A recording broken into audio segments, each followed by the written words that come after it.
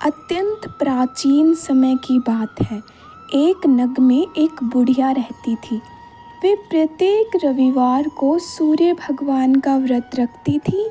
उसका नियम था कि वह ब्रह्म मुहूर्त में उठकर शौच स्नान आदि से निर्वृत होकर पड़ोसिन की गाय के गोबर से घर को लीप, जो तुम्हारी सभी कामनाओं को पूर्ति करेगी, क्योंकि मेरा व्रत भक्तों के सभी संकटों और अभावों को दूर करके रिद्धि देता है। प्रातः उठते ही वृद्धा ने अपने आंगन में एक सुंदर गाय और बछड़ा देखा। वह उस गाय बछड़े की बड़ी प्यार से सेवा करने लगी। वह गाय विशेष गुणों में संपन्न थी। वह सोने का गोबर करती थी। संयोग से उसके प्रथम गोबर त्याग को ईर्ष्यालु पड़ोसिन ने देख लिया।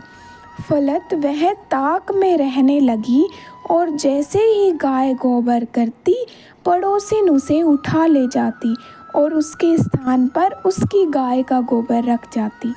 सूर्य भगवान ने वृद्धा की रक्षा करने का एक उपाय निकाला। शाम के समय बड़ी जोर की आंधी चली। वृद्धा को गाय घर में बांधकर सोना पड़ा। सुबह उठने पर गाय के नीचे सोने का गोबर देखा तो उसे उसकी विशेषता का ज्ञान हुआ। अब वह शाम को गाय का गोबर में घी बांधने लगी। ईर्ष्यालु पड़ोसन ने इस प्रकार जब अपने को सोने से वंचित होता देखा तो उसने राज दरबार में जाकर राजा को सुनाया कि मेरी पड़ोसिन की गाय सोने का गोबर देती है, वह तो आपकी गौशाला में रहनी चाहिए।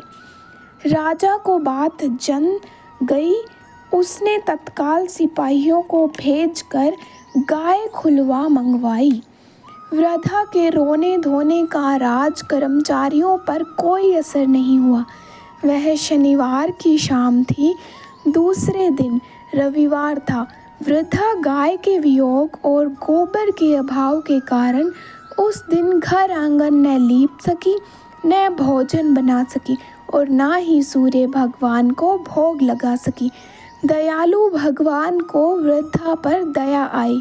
उन्होंने राजा की गौशाला को गोबर से ही ऐसा भरा कि राजा की नाक में दम आ गया और उन्होंने राजा को स्वप्न में आदेश दिया, या तो प्रातः होते ही वृद्धा की गाय उसके पास भिजवा दे, अन्यथा तुझको और तेरे राज्य को नष्ट कर दूंगा।